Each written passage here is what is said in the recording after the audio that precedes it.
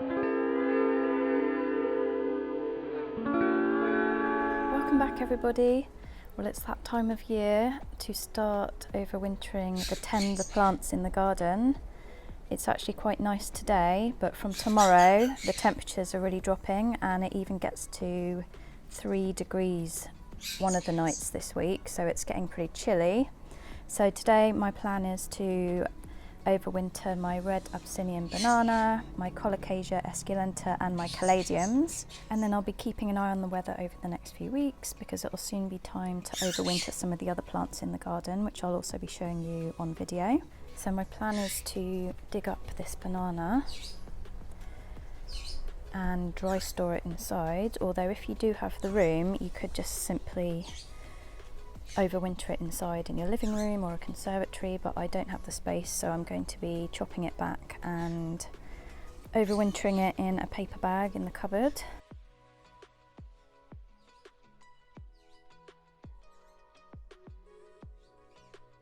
My Colocasia Esculenta seems to have tripled in size this year. There's shoots coming up from all over the place. So I definitely don't have the room to keep this one inside, so I will be also chopping this one back and then dry storing the bulb. It's got really big this year.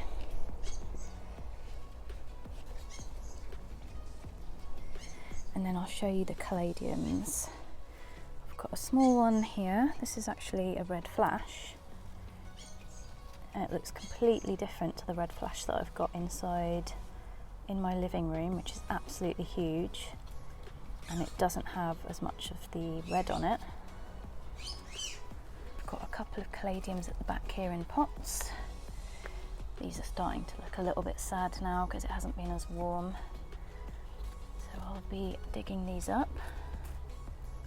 Again, if you've got the room inside, you could keep them in the soil, but they probably will go dormant anyway in the next couple of months. And then I've got one more in the ground somewhere down here, just there.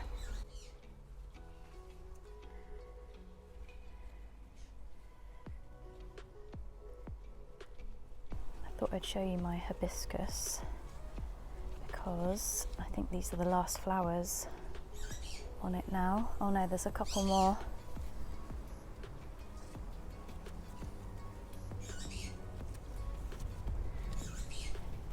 I think the cold nights this week will kill off the hibiscus flowers anyway. So I'll actually be chopping this back soon as well, all the way to the ground and then mulching over it. Again, I'll be overwintering the Colocasia pink chinas as well soon. They should be alright for a couple of weeks.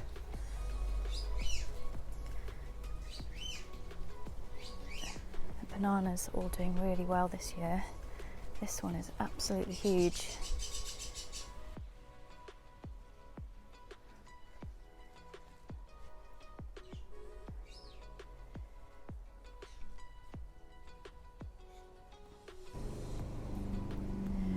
I already covered up the bar yesterday along with the patio furniture. It's basically a large furniture cover, custom made cover for it. It's got a zip down the side so you can actually get inside it if you need to, and it's waterproof, so that'll keep it nice and cozy for the winter. I also do tie it to the feet of the bar and around the middle just because it did actually blow off in a storm last year, so don't want that happening again.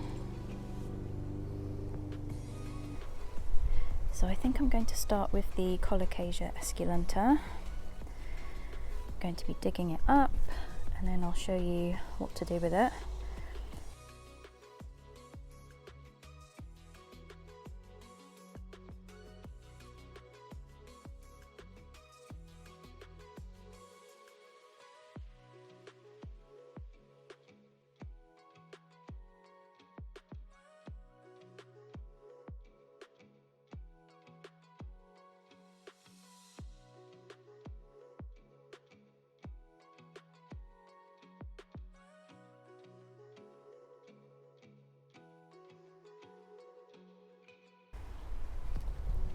So originally I actually just had one Colocasia Esculenta bulb, which I believe is this here. So for the first year it was growing leaves from this bulb, and then this year it produced some offshoots and it has multiplied, and then there are further offshoots. There's another one here and another one there. So in theory you could actually divide it and have yourself quite a few plants. I'm not quite sure what to do, whether to keep both of them or actually sell one.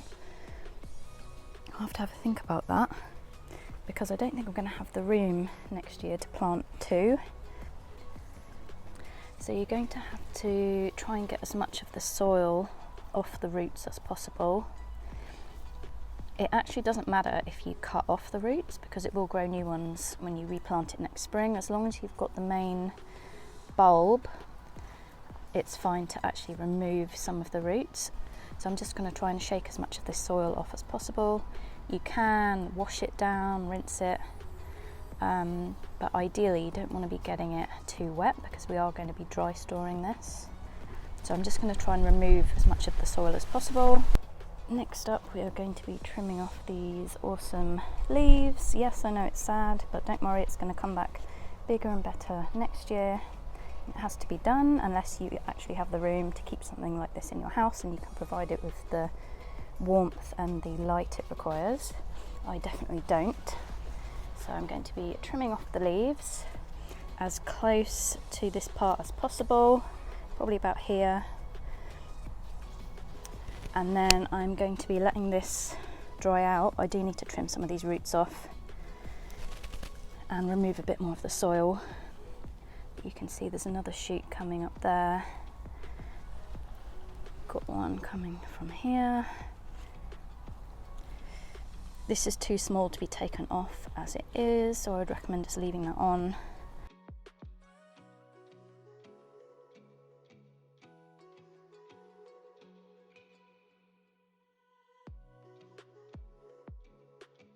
You can actually trim it all the way down to here, because I'm pretty sure that it starts regrowing from this part anyway in the springtime. It won't actually grow from this bit, but it's really thick, so I think I need a saw to cut through it.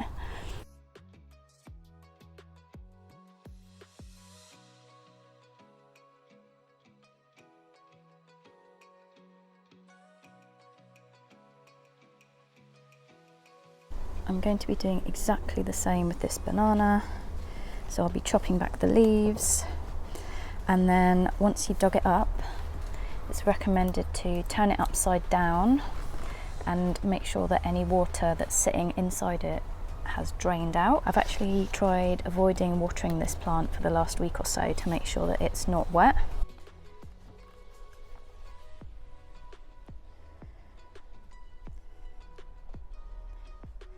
I think it's going to be a little bit tough getting it out of this pot, so I probably won't film myself doing that, but once it's out I'll show you.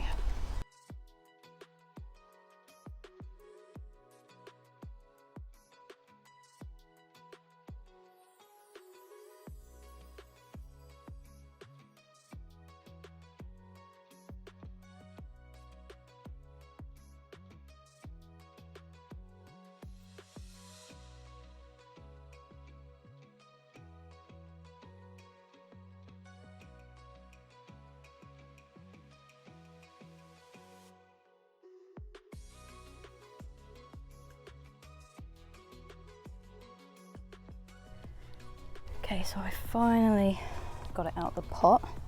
It was a bit of a mission. Now I need to get all this dirt off it, but at least it's quite dry. If it was wet, it would be a nightmare to get out of the pot and to get rid of all this soil. So at least it won't be too bad.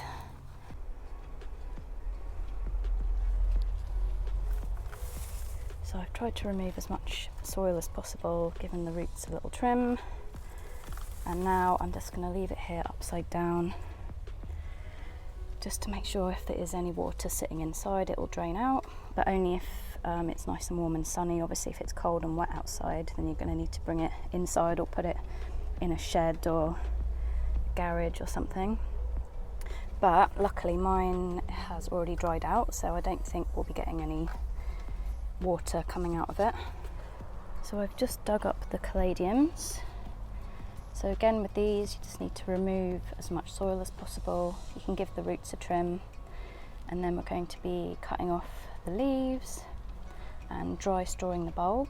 As I mentioned earlier, you can actually grow these inside as house plants, which I am doing with, I think I've got 3 inside at the moment.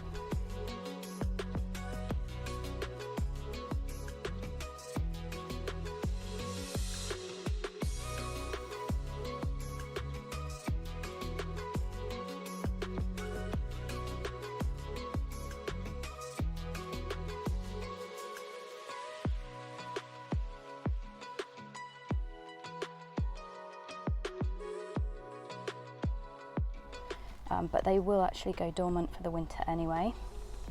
So I'll show you, once I've cut off the leaves and everything, I'll show you what I do with them. I forgot to mention, before you do chop off the leaves, if you are going to be storing these in paper bags over the winter, make sure you label the bags, otherwise you'll forget which bulbs belong to which variety. So I'm just letting everything dry out over here in the sunshine. I haven't cut the leaves off these yet because I need to make sure I label the paper bags first to make sure I don't get them mixed up. That's the Colocasia Esculenta there, the red Abyssinian, got Caladium frog in a blender there, red flash, Fanny Munson, and Caladium Elise. As I did mention before, I have been growing some caladiums inside over the summer, and they are much larger than all of these caladiums, even though the bulbs were all the same size. Because of the climate here in the UK, it's very up and down. They do much better inside than in the garden, or so far anyway, in my experience. If we have a really hot summer that's quite stable in regards to the temperature, then they might grow a bit bigger. I mean, look how small that is. It looks really pretty though. The one inside has not got as much red on it as that. It actually looks more like these leaves here, that kind of colour. I didn't have as many paper bags as I thought, so I'm actually going to put a few of them in this bag. Last year I actually dried them in the airing cupboard, because when I went to overwinter them, I think it was a bit of a dismal day. So I'm just going to cut off the leaves, and then I'm just going to pop this into the paper bag. So once you've popped your bulb in the paper bag and it's already dry, you can then add a sprinkle of yellow sulphur powder, and this just helps prevent any mould growth over the winter while it's in the bag. Careful not to breathe it in. I can't actually do this with one hand, but you literally just sprinkle a little bit onto it. But because the bulbs are still slightly damp, I am actually going to put them in the airing cupboard overnight, and then tomorrow I'll give them a little sprinkle with the sulphur powder. And then I just pop them in a dark cupboard in the kitchen, and then that's it.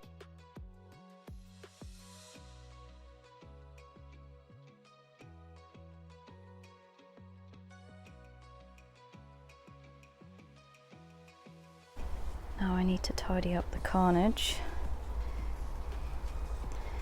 Beautiful leaves. I just put the stones back where the Colocasia was, so that's where he'll go again next year. Excuse my lawn, by the way, it looks hideous.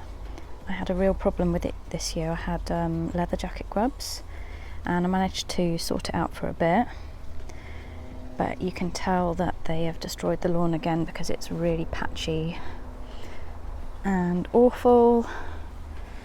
So that'll be another project for next year, sort the lawn out. Maybe I should get rid of the lawn and do something with it. If you've got any ideas, let me know below in the comments.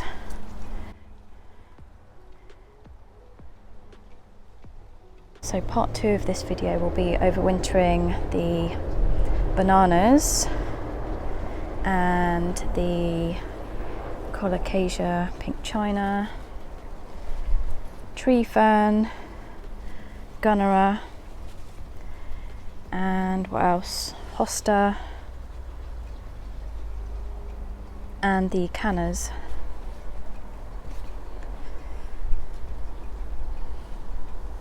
So I'm going to be popping these in the airing cupboard overnight just to make sure they're nice and dried out, and then, as I mentioned, I'll just be sprinkling a little bit of the yellow sulphur powder on them, and then I'll be popping them in a dark kitchen cupboard until around March time. Usually the Colocasia Esculenta starts growing again in March. Even though it's in a dark cupboard, it actually usually has a growth point on it, which is really cool. Yeah, so these guys will be back out again in March time. I do start growing them in the house for a few months before putting them outside in the garden, but obviously I'll make a video on that when it comes to it. I really hope you enjoyed the video and found it useful. If you've got any questions, just leave them below. Take care everyone, and I'll see you all soon.